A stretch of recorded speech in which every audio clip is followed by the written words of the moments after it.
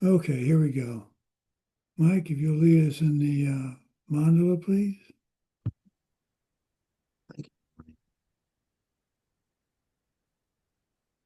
Sashi Puki Jukshin Me Tok Trong Rira Blingshi Ninde Gampadi Sange Shingdu Mikte Owargi Jokun Andak Shingla Drupar Shok Idam Guru Ratna Mandalakam Niryatayami. I go for refuge until I'm enlightened to the Buddha, compassion, knowledge, and strength, the Dharma, the enlightened side of truth, and the Sangha, the community of realized beings.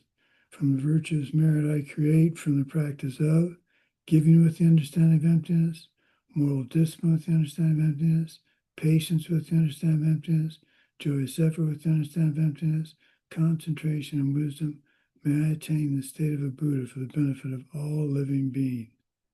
I go for refuge until I am enlightened to the Buddha, compassion, knowledge, and strength, the Dharma, the enlightened side of truth, and the Sangha, the community of realized beings. From the virtuous merit I create, from the practice of giving with the understanding of emptiness, moral discipline with the understanding of emptiness, patience with the understanding of emptiness, joyous effort with the understanding of emptiness, concentration and wisdom, may I attain the state of a Buddha for the benefit of all living beings. I go for refuge until I am enlightened to the Buddha, compassion, knowledge, and strength, the Dharma, the enlightened side of truth, and the Sangha, the community of realized beings.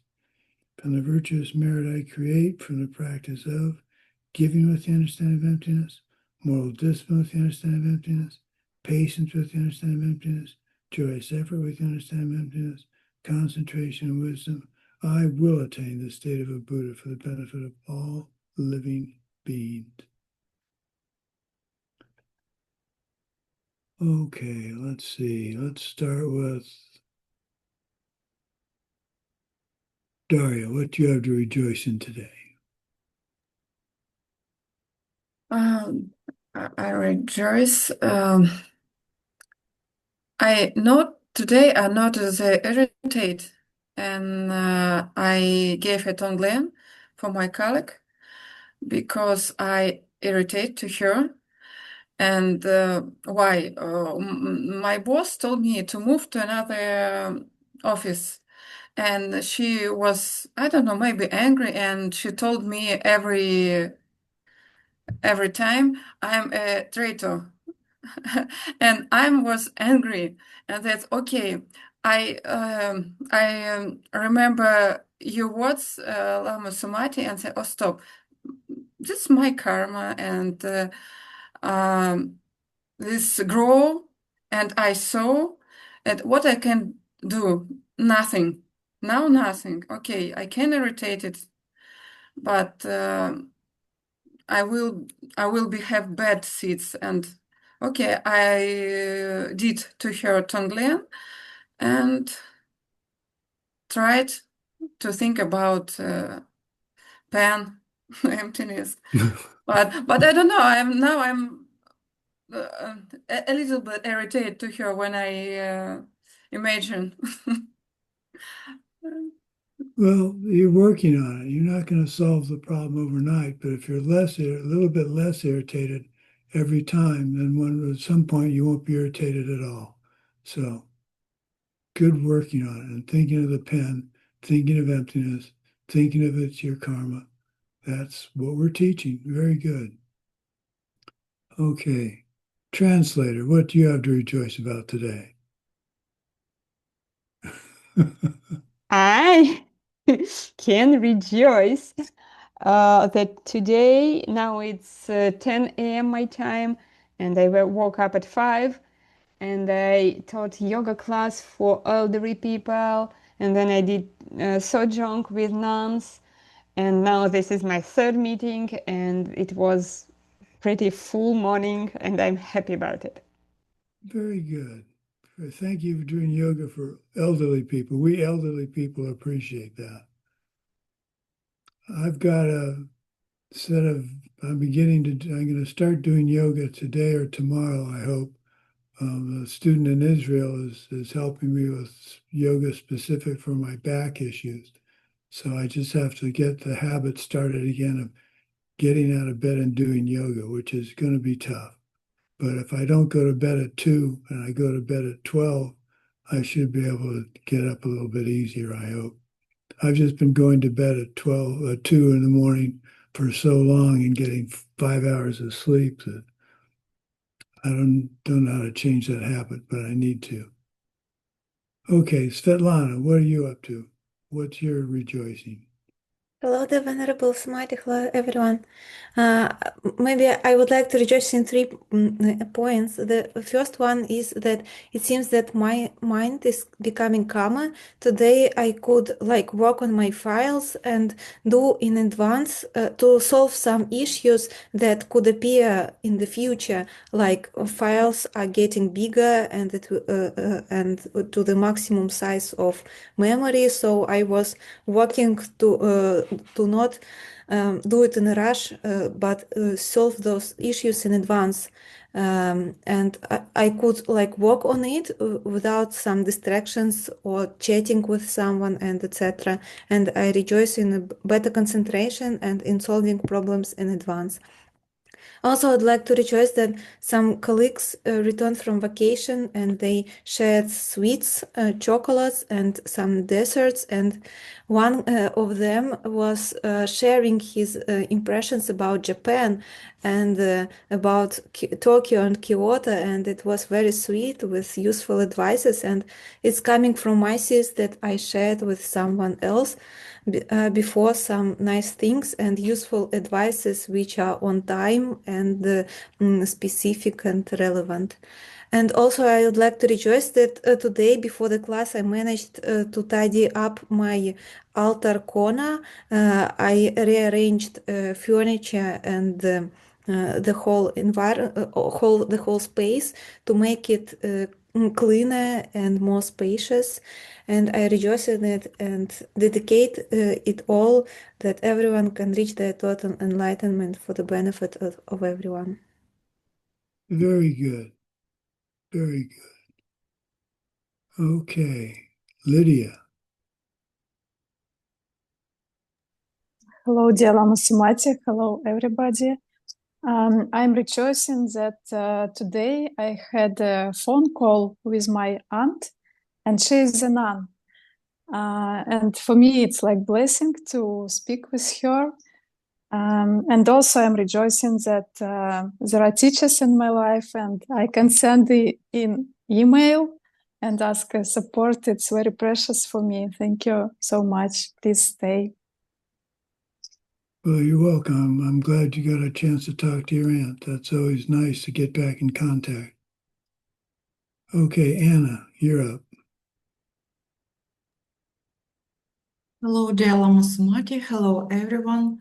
About my rejoicing, today I had possibility to help my friend with accounting of her income, and I'm glad that I had this possibility, be useful with my knowledge in this sphere, and I want to dedicate this to maybe that everybody will have help when they need. Thank you. Excellent. Okay. It's nice to be able to use your skills to help somebody else. And you know where you're setting the seeds for you to get the help you need in the future, be it whether it's accounting or any kind of help. So excellent. Okay, Mike, you're up. All right, good morning. I would like to rejoice that this morning I had a difficult interaction with somebody right after I first woke up. And it wasn't the greatest way to get out of bed. I was actually like in a disagreement with someone. I was like laying completely horizontal and like having a disagreement.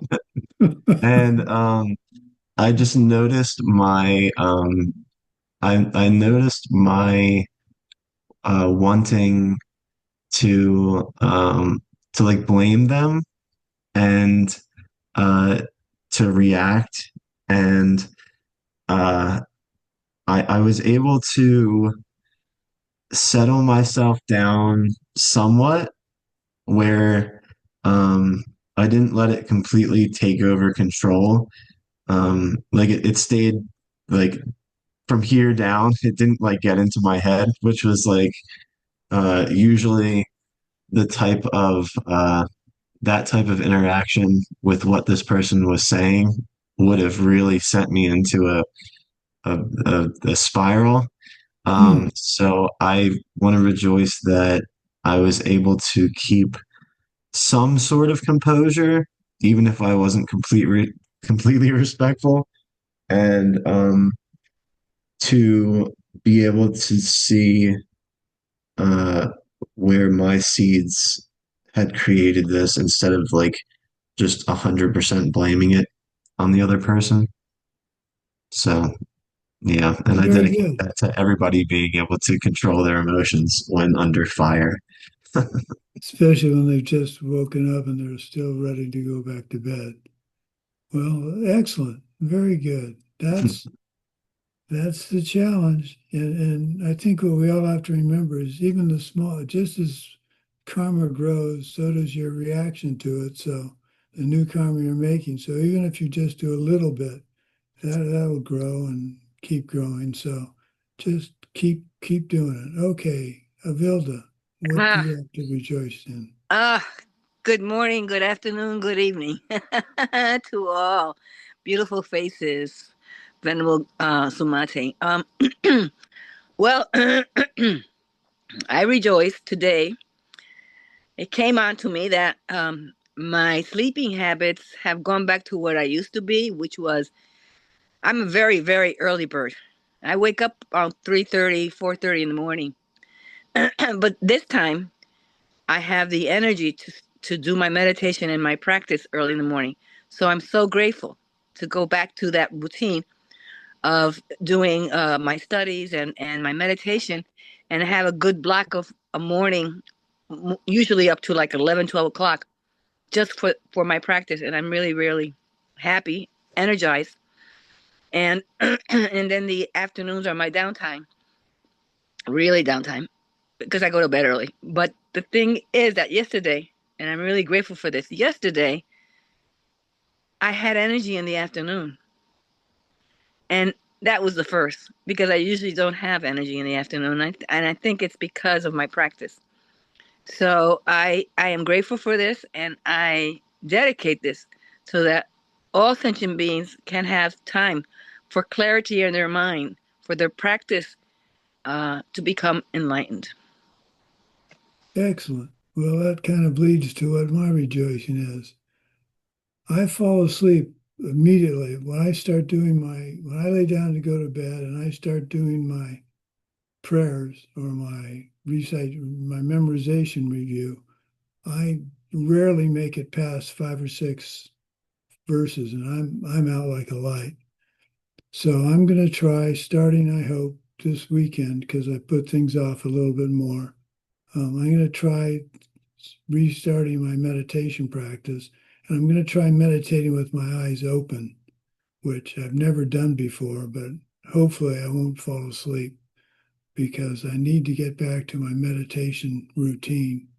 And I'm not stopping my medicine, so I'm just going to have to work it out. But I'm going to redouble my efforts to get an answer to that and fix it. So all of you are inspiring me to do that. Between that and the yoga, gee, something may start to work. So, okay. Well, there's no review today. We're going to hop right into class. And the screen sharing is on or not? It is? Okay. So the Guide to Bodhisattva's Way of Life, Part 1, Class 9, Awareness, Recollecting, Watchfulness, and Freezing.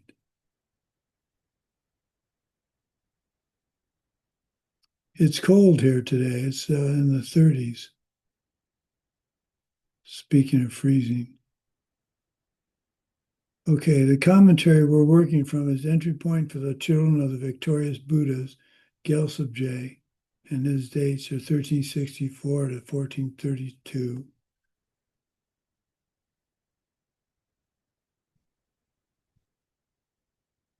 Whoops. So you must have recollection and watchfulness in order to think and act like a Buddha. That means well, we're going to go through what it means. I'm getting ahead of myself. So after you make the commitment to act like a Bodhisattva, you have to act like a Bodhisattva. And that means having recollection and watchfulness. Recollection is having awareness of what you're doing at any given moment. And I think that's something that we all need to revisit and think about. It's very easy just to go through the motions. And we need to make sure we're actually thinking about what we're doing in everything we do. So when you pick up a knife to open a package, I need to make sure that I remember I need to cut away from myself instead of toward myself.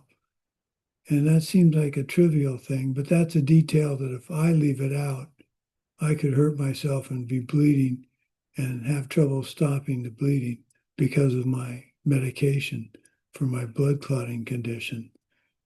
So that's maybe an extreme, but small but extreme example. What would be another one? Using a cell phone in a car. It's easy to pick up the phone and say, and start talking, but it's better to, well, I have a deal with my wife. No matter where she is, if she's away from the house, if I call once and she doesn't answer because she's in a meeting or she's driving, if I call again, she needs to indicate that she knows that I've called, because if I call again, it's important that I talk to her. So I think I've told you the story, maybe I haven't, of the first time I used a phone with Bluetooth in a car. And I found that I'd driven through a school crossing zone. The school, it wasn't in class. There was no one in school at the time.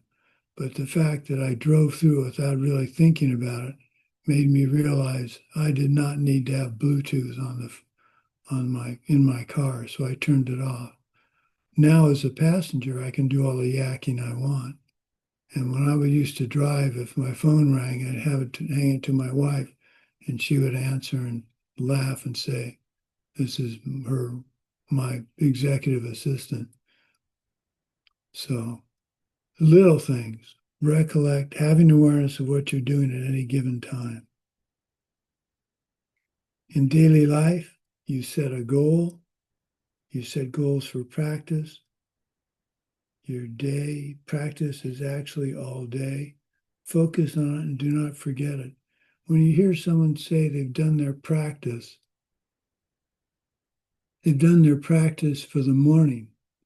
But if you're doing your practice in theory, if not in action, you're practicing all day. So the better way to say it is, I've done my morning practice. And that's a little thing, but if you say that, that's in your mind, you're remembering that your practice is all day.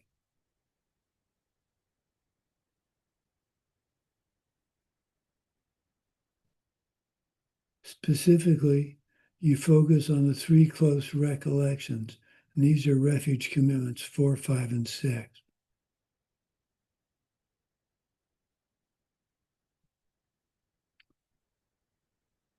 You recollect your virtuous practice for the day, and you do the 3 close recollections. The first close recollection is the Buddha jewel.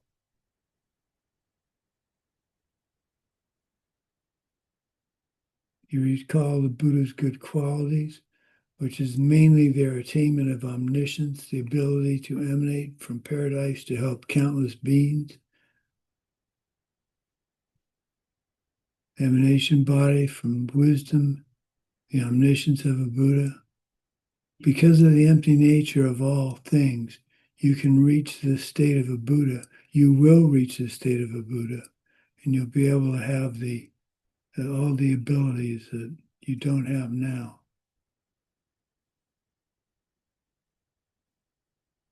Okay, my computer is acting a little bit strange.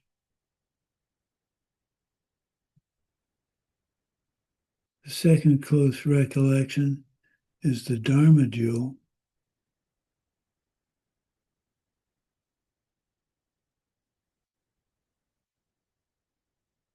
This is direct perception of emptiness for you, because in it you meet and experience the existence of the Buddha, and you see your future Buddhahood.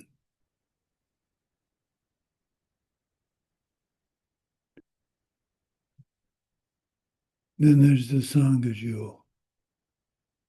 The Arya beings, the Sangha that represents everybody that's seen emptiness directly.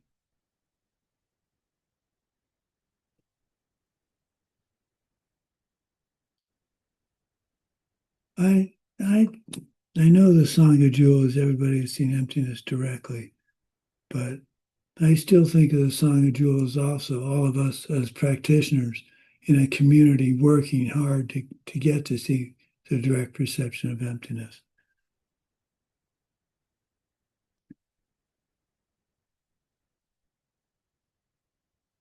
Ultimate recollection is to constantly think of the common theme, the various aspects of emptiness and how it fits in your life.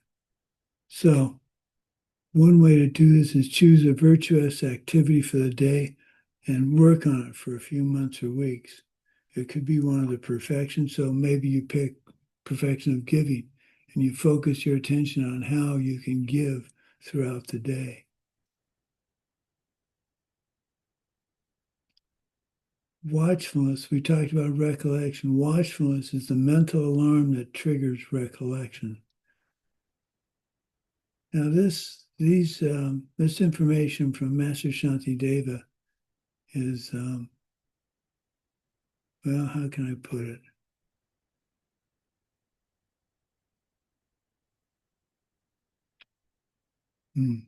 Well, let's just read it. Those who wish to protect their mind should do whatever they can to maintain, even at the cost of their lives, their recollection, which functions to prevent you from forgetting a particular virtuous object for the mind, and their watchfulness, which examines what is happening with the three doors of expression at any given time. O you who wish to guard your minds, I beseech you with folded hands, always exert yourself to guard the mindfulness and alertness. When mindfulness is set with the purpose of guarding the doorway of the mind, then alertness will come about, and even that which had gone will return. So the three doors of expression: body, actions; mouth, speech; mind, thoughts. So what are they up to right now? Master Shantideva then gives advice on how to use watchfulness to regulate your sensory stimulation, which is a precursor for losing your recollection. This is where I have a little bit of difficulty with this, and I'm trying to put it into the context of everyday life, and I'm having difficulty. We spend quite a bit of time watching and thinking about what others think and do and say, but how much do we do that about what you do, I do, say and think? So one option to do this in more detail, more regularly, is to move to a place like DM, where there are very few distractions compared to living in a city. But that's not much of an option for most of us. So if in a city, never should I look around distractedly, this is Master Shantideva, distractedly for no purpose. With a resolute mind, I should always keep my eyes cast downward.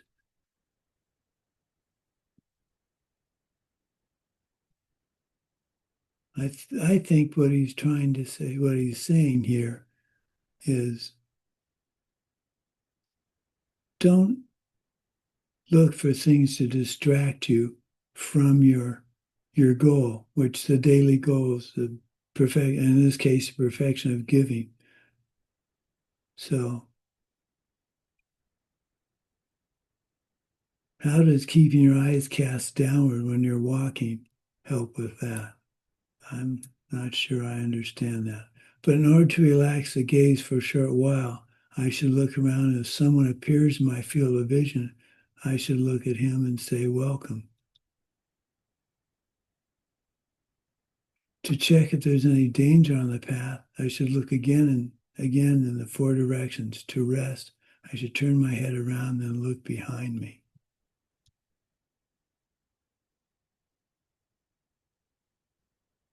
Whoops. Having examined both ahead and behind, I should proceed to either come or go, being aware of the necessity for such mindful alertness.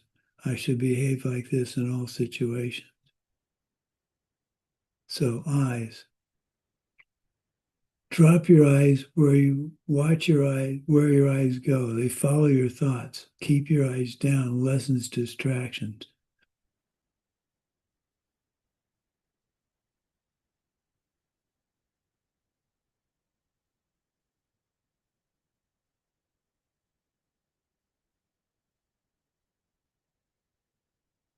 In one sense, you've seen everything you need to see. If you feel you haven't, and take a few days and look at everything you're walking by or you're doing and realize you've seen it all. There's nothing new. So I'm still having trouble with how this.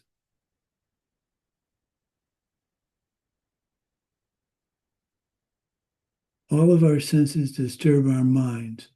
In the solitary retreat, it's quiet and the distractions are gone. So maybe one way to look at this is just as solitary retreat detaches you from the sense awarenesses that distract you from your thought process, so during the day, you can work harder to not be distracted. For instance, the phone. The cell phone is perhaps the most distracting thing on the planet. So maybe find yourself, and maybe this in terms of casting your eyes down, maybe what the cell phone's the modern equivalent of looking around for things to think about other than what your main goal is. And the cell phone is sort of a refuge to, I don't want to think about the fact that I need to perfect my practice of giving. So I'm going to check and see what the news is, or I'm going to check and see what my email is. So think about that. Think about how many times you pick your phone up during the day to see what's new.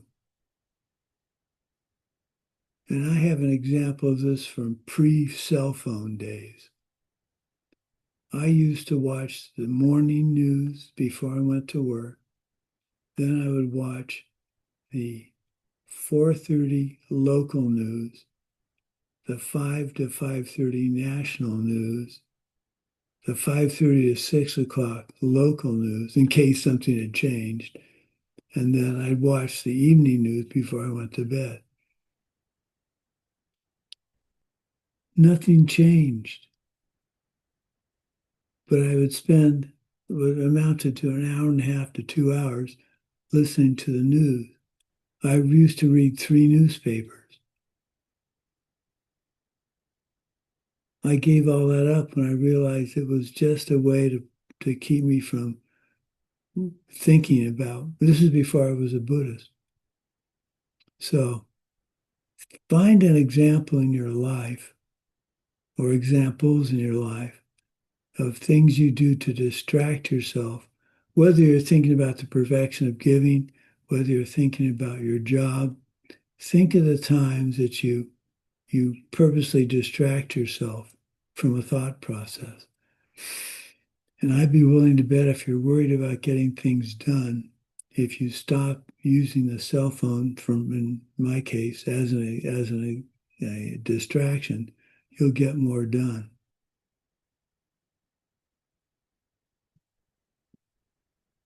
If you get bored, look up and refresh your mind and look around and look down. When another person comes to you, look at them nicely and go on your way.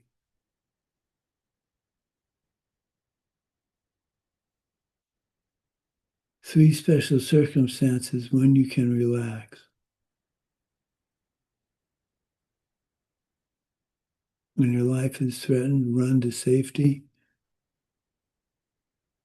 I'm not sure how that fits into our lives. When engaged in an offering to the three jewels, you can get crazy happy within the limits. So enjoy doing your refuge and your morning practice. When you're doing a huge virtuous practice, go for it without hesitation. Don't break your vows, but you can look up, which is a way of saying, the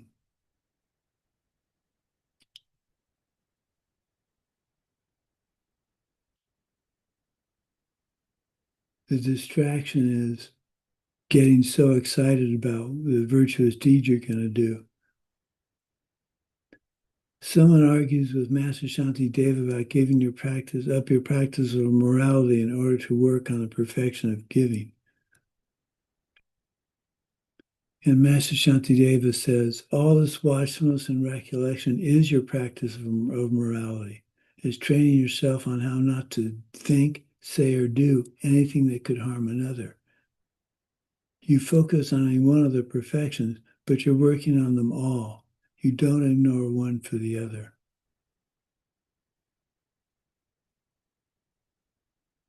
So start with the practice of the perfection of giving. Why? Because when you're not concerned with possessions and not attracted to things, then you can have the perfection of moral discipline. It's much easier to be ethical and not harm others if you're not attached to possessions. Keep the 10 virtuous deeds, restrain from negative actions, ignorant actions, and this allows you to work on the perfection of patience.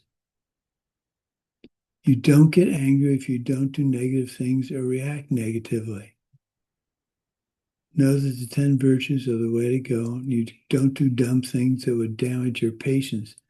Being able to restrain yourself is a training in endurance. You can withstand hardships, slight and large, and you find that you can work on the perfection of joyous effort.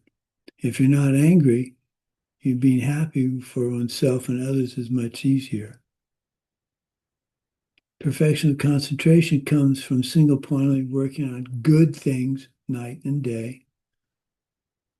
And perfection of wisdom comes from the perfection of concentration, the ability to meditate and have the direct perception of emptiness at some point. So, really, how to do this? Well, this comes back to the situation where you should freeze. Liking something ignorantly and doing anything to get it. Catch yourself and stop. Disliking something ignorantly, and doing anything to avoid it.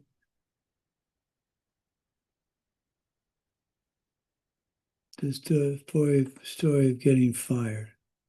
I think we recently went through that.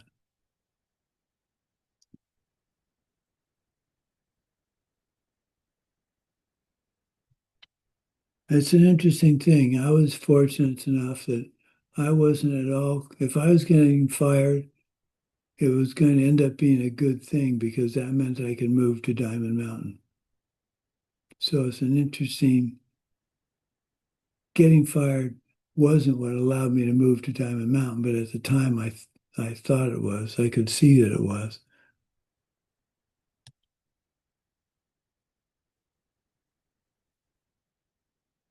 Right.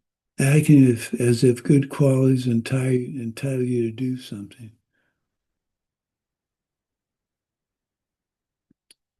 parking spot.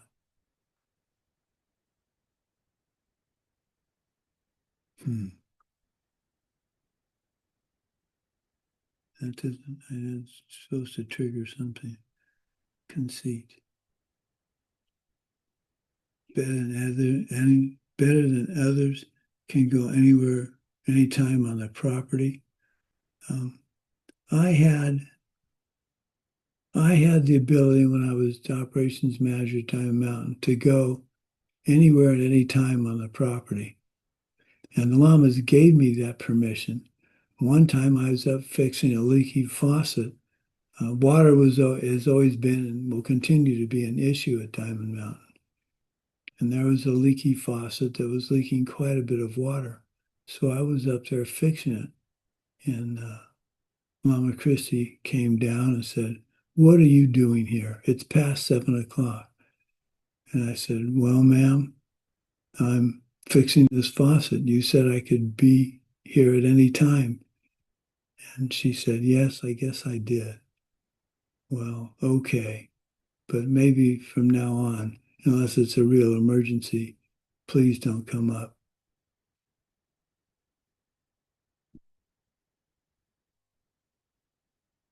Criticizing out of malice or self-concern. Constructive criticism is an art form.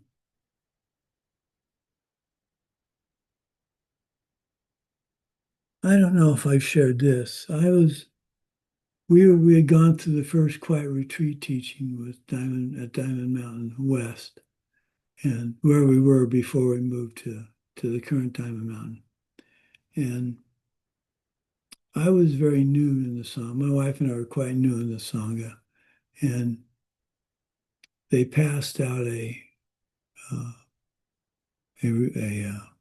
not a review, a questionnaire after the first quiet retreat teaching to see if there was anything they could improve on. And so I wrote down a couple of things that I thought needed improvement. I was asked to do it, and I did it. And I got in trouble because they read my review and it took the glow off for them because there were some constructive criticisms. And I reflected on how when I was in charge of people in the lab, I would once a year I would give them a questionnaire on how I was doing about the time I'd get my review. And the first time I only did this twice, I think. I was surprised how negative a review they gave me. I come into the lab too often to see how they're doing. It's as if I don't trust them. I went in the lab to show them I appreciated what they were doing, and they misinterpreted that. I gave them their birthdays off. They could stay home and not be docked a day, not have a sick day. I did. If they needed a dentist appointment, I'd say, well, work an extra 15, 20 minutes a day for a week, and that will cover your leaving an hour early for a dentist appointment. I thought that was a pretty reasonable thing to do as a boss. But they didn't mention any of those things. They mentioned all the negative things. I was really very surprised. And I took that and immediately didn't think about it when I wrote in that first review about the quiet retreat teaching. But after that, I realized if you're going to criticize someone, one, make it helpful criticism, and two, start the email or the criticism with congratulations. The quiet retreat teaching went really well. You guys did a great job. But you asked for things that maybe need improving. And here are just a few suggestions. And I realize they're positive suggestions. Instead of saying, number one, you should have done this. Number two, you could have done that. Number three, why was this done? And that all circles around back to me with the review questions I asked my staff. I needed to make sure that I wasn't looking for an answer instead of receiving an answer. I was looking for praise, and all I got was condemnation.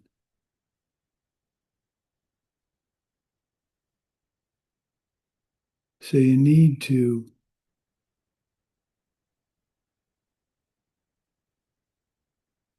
be sensitive to what the other people are thinking or doing, like we've talked about many, many times. Put yourself, Tonglen, put yourself in someone else's shoes and see what maybe they're thinking about the situation, and then try and work that into your routine.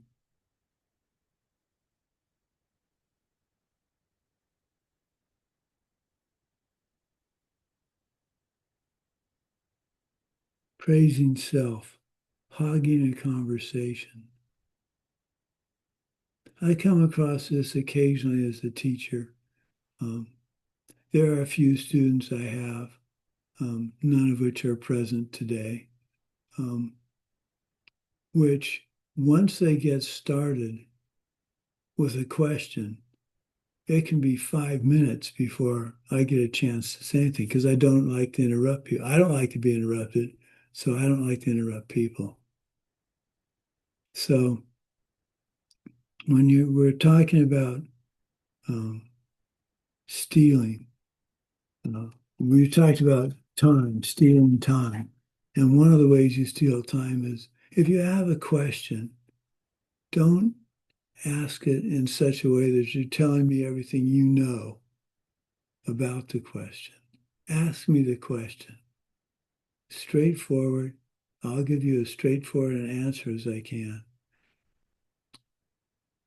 But don't, some students, I saw this in college a lot. A student would sit in the front row of a lecture and he or she would ask a question prefaced with how much they knew about the subject. And the professor would always give a very short answer to the last part of their question, which was what they really wanted information on.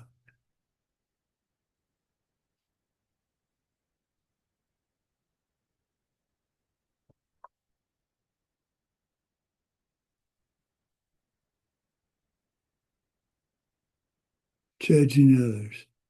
There's a famous quote from Lord Buddha: unless you are me or one like me, you should not criticize another. So stop and think. Criticizing, just the term criticizing is a negative connotation to it. So what do they call it? I think they call it positive. Is it positive criticism? Is that the term, Mike? Is that what we say in English? Is positive criticism? Constructive criticism. Yeah, constructive. Thank you. Constructive criticism. And if someone says, I have some constructive criticism for you, Sumati, I will admit my first thought is, oh boy, here it comes. And then my second thought is, if you're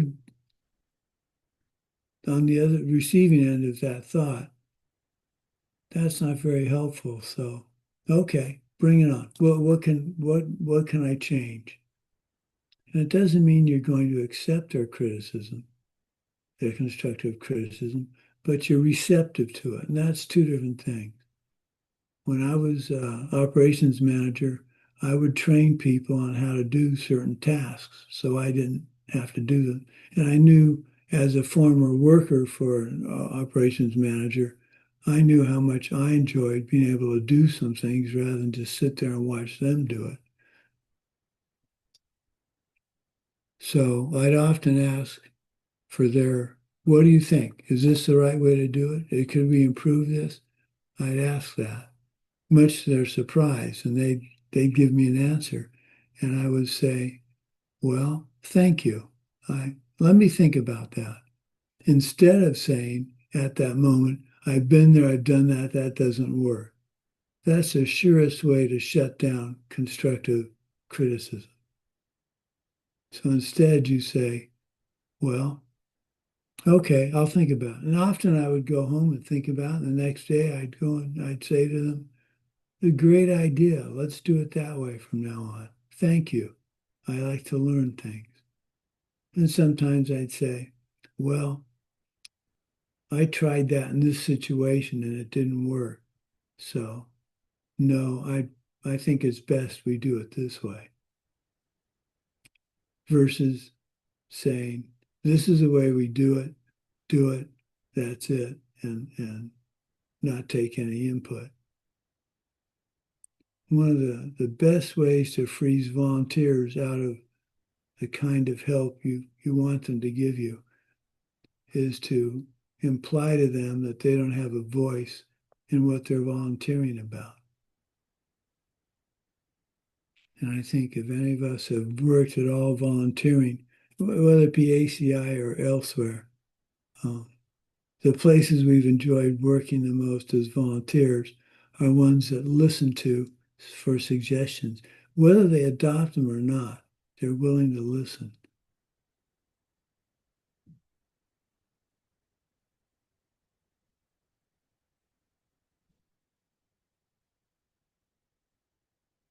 Okay, scolding or yelling, another situation in which you should freeze.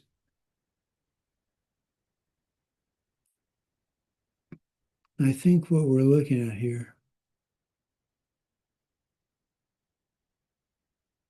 is when just as I'm about to act, I see my mind is tainted with defilement.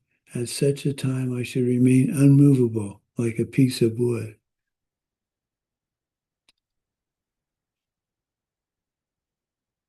So what we're saying here, and the point of the recollection and watchfulness, is constantly, don't just speak, constantly think about what you're saying and the impact it's having on somebody else. Now, if you're talking about whether the 49ers won a football game, that's not profound. But if you're talking about the last time you did something nice for somebody else and dedicating it, think about the words, think about what you're saying. And that's true for all the whole day. Think about how you say things and think about how to say things in a more positive manner. Because it's much more pleasant to be around people that are positive than it is to be around people that are negative. Now, positive doesn't have to be you're just excited and happy and laughing all the time. But positive does mean that when someone brings something up negative, you don't feed the fire of the negativity. And that's a task I have. Well, the example with my lovely wife and putting dishes away from the drying rack. My response to that could have been a sharp comment back. But what point would that would have given me the satisfaction of maybe one-upping her on who's to blame for what. And like I said it in my mind. I mumbled for 5 minutes after that what I could have, should have, or would have. So I set some seeds there that I'm not happy with. And I confess that. But the most important thing I didn't do was react verbally. Because I was watching my mind go down the wrong path and I caught myself and I stopped myself.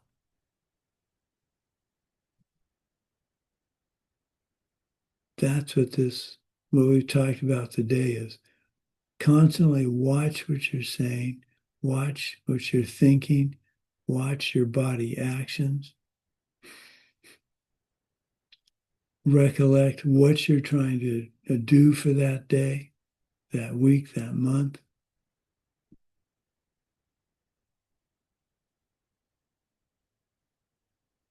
And then put it into action.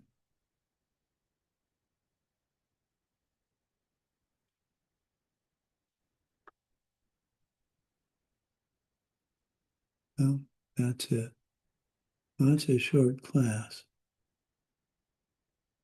So, watchfulness and recollection is not just, oh, there's an ad that says something something. It's not just for that anymore. So watchfulness and recollection is just not only just for your meditation cushion, it's all day. Watch what you're saying, recollect what you're trying to do for the day.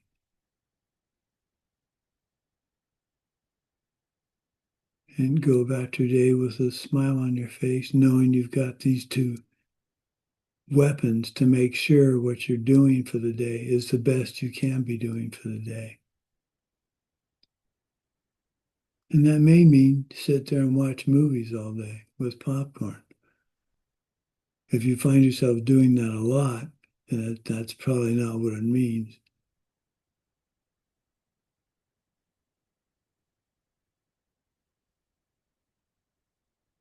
Okay, do we have any questions or observations?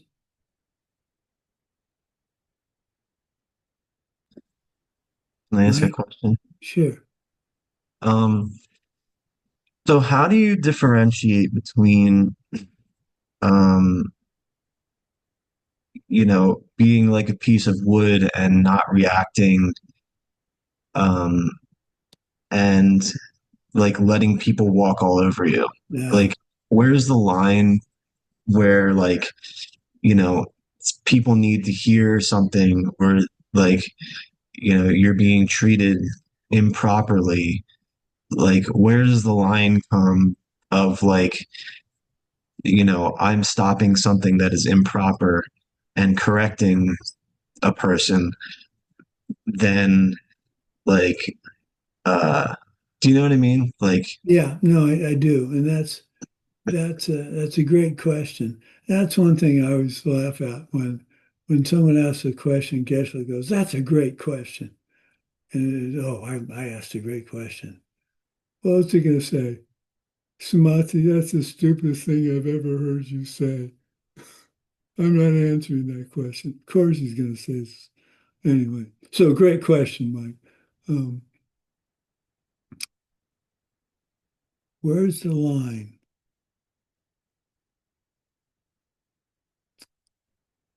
Boy, I think that's so personal. I'm trying to think of, well, when it's acts like a bump on the log, I interpret that to mean don't respond right away. Don't respond with the reflexive smart ass answer. It doesn't mean ignore the person, because that's the danger. If someone's accusing you of something and you ignore them by turning around and walking away, you're not helping them any. So where do you draw the line? I'm trying to think of an example.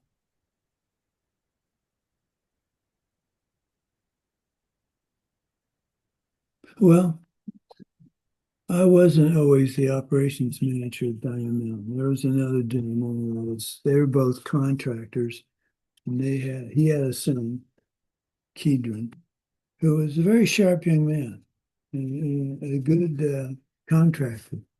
But one day I was lower. I was like third or fourth rung on the totem pole. I was kind of the go dig the ditch or do this or do that kind of person. I didn't get to do much of the plumbing and those kind of things.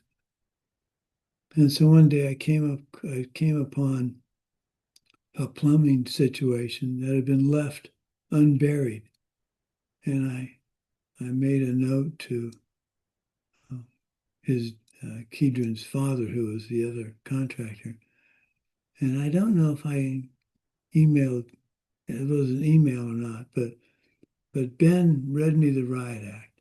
How dare? What kind of bodhisattva are you? You're questioning my son.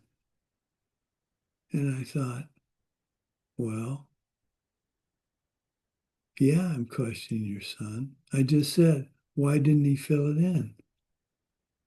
And Ben did what I thought was using Dharma as a weapon. What kind of Bodhisattva are you? You criticize another Bodhisattva.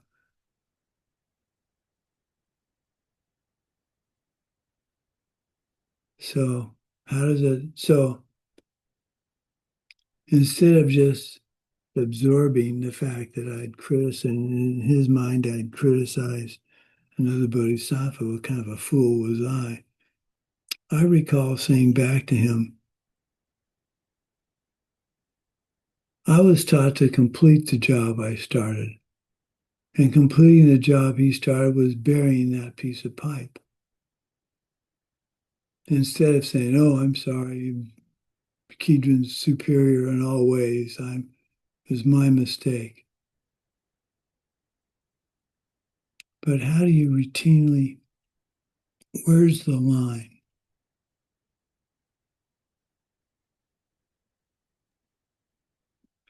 Would this come into play? Go ahead. The Bodhisattva vow, where you can't allow someone to speak ill of you, and I would take that further in terms of you really can't allow criticism, and therefore we have to, as Bodhisattvas, speak truth. And if to speak the truth somebody feels criticized, that's I don't know. I don't know. That's an interesting point. We're not to respond to criticism with criticism, and so the answer. So, well, let's just think about this. It doesn't mean you can't criticize. Criticizing to me is negative. Criticism is basically, I think that by definition, negative. And so when we say constructive criticism, it's suggestions. It's suggestions. So it's not constructive criticism. It's I suggest this or that.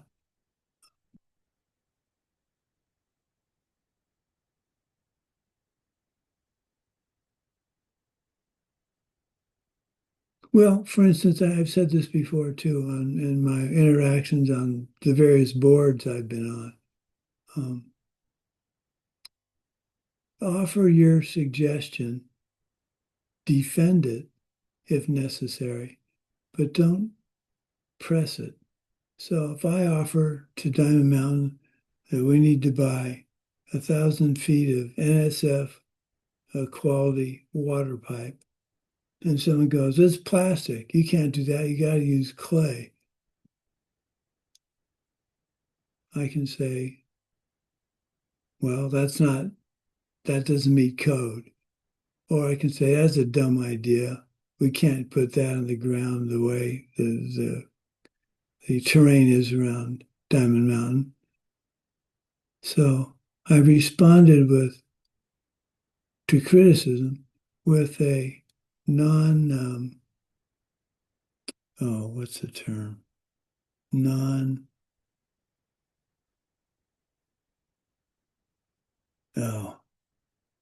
not baiting them with my answer.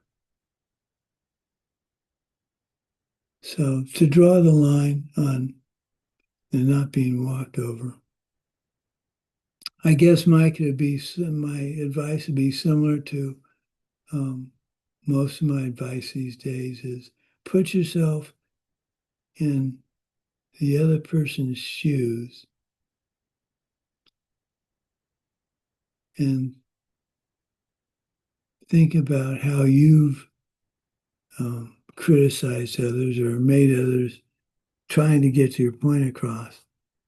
And in the future, present your criticism in a way that you would like to be told of it. So to me, if someone comes up to me and says, here are 5 things you've done wrong and you need to fix them, versus saying, Sumati, these are 5 things I've observed of late. Let's talk about them. very different. My desire to talk to someone about it would be much greater on the latter than the former. So if someone comes up to you and you feel you're getting walked over, you feel you need to respond, do so in a wise way instead of responding with a negative, equally negative or more negative response. So I'm trying to think of a particular instance recently that would make the most sense for that.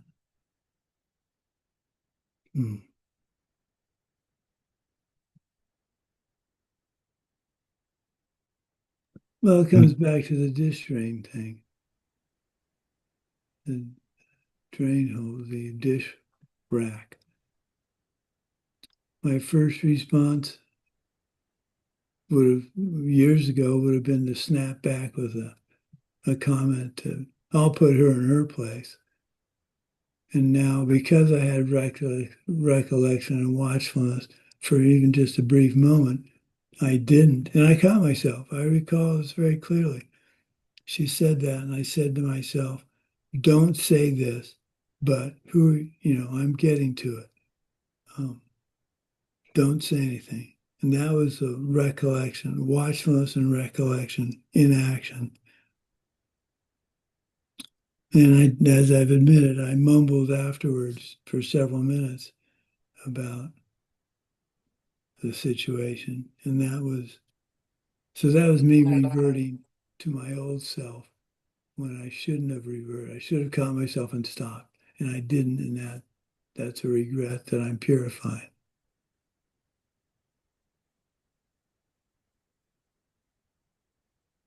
Yeah, thank you. That's helpful. Yeah, because it's like I think what I'm getting from that is that like it's not it's like there's a difference between telling somebody they did something wrong and telling somebody that they're bad for doing something wrong. Right. Like, Right. and that my response can be, I'm allowed to stick up for myself in the way that I will accept being treated, but like not instead of like, oh, I don't like to be told that I'm doing something wrong, and so I'm angry. Instead of like, like that's fine. I admit that I'm doing something wrong, but I won't be talked to in a disrespectful way or something. Right. Yeah. Yeah, it's as you're saying, something flashed in my mind that was particularly germane. Let me see if I can. Well, that brings to a point right there. As Mike was giving me the answer, I'm thinking of an answer I'm going to give him instead of listening fully to what he is telling me. So listen the way you want to be heard, right there.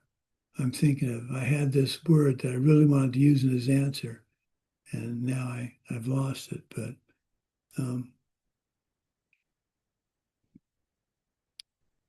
it's all, as long as we remember, the bottom line is we remember we're getting this type of criticism because of our actions in the past.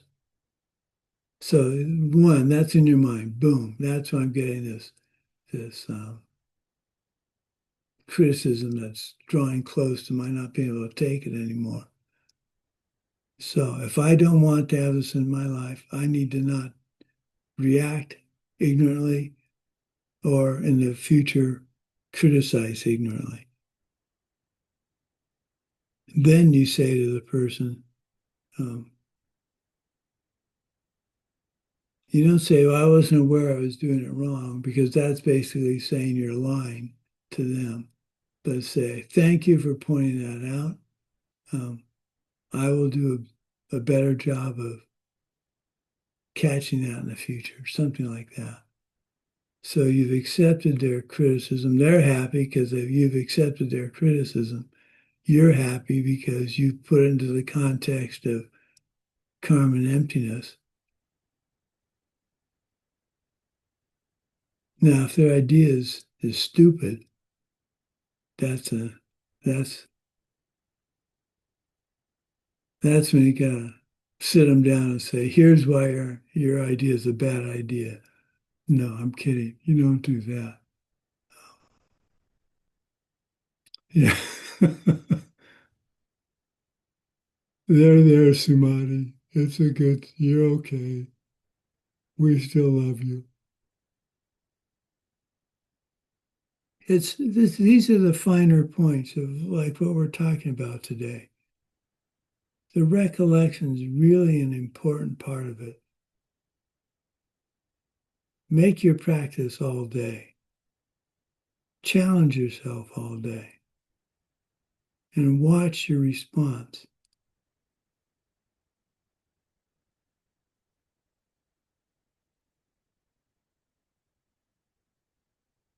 Okay. Let's dedicate this to for all beings. O Gurus, Buddhas, Bodhisattvas, please listen to what I now say. Just as all the previous Sugatas generated the mind of enlightenment and practice in accordance with the Bodhisattva precepts, so shall I too, in order to benefit all that lives, give birth to bodhicitta and follow its precepts.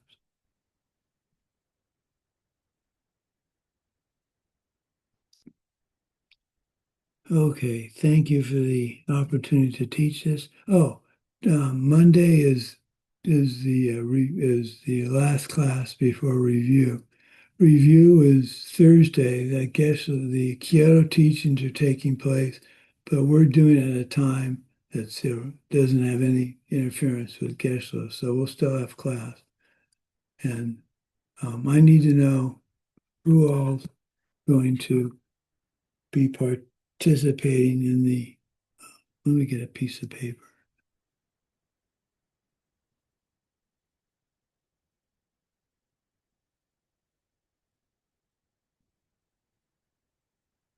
Okay. Which of you are going to be participating in answering questions in the review?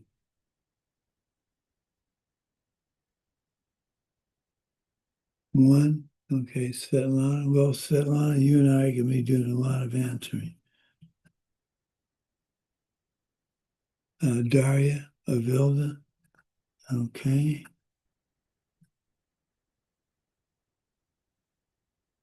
Lydia, good, thank you.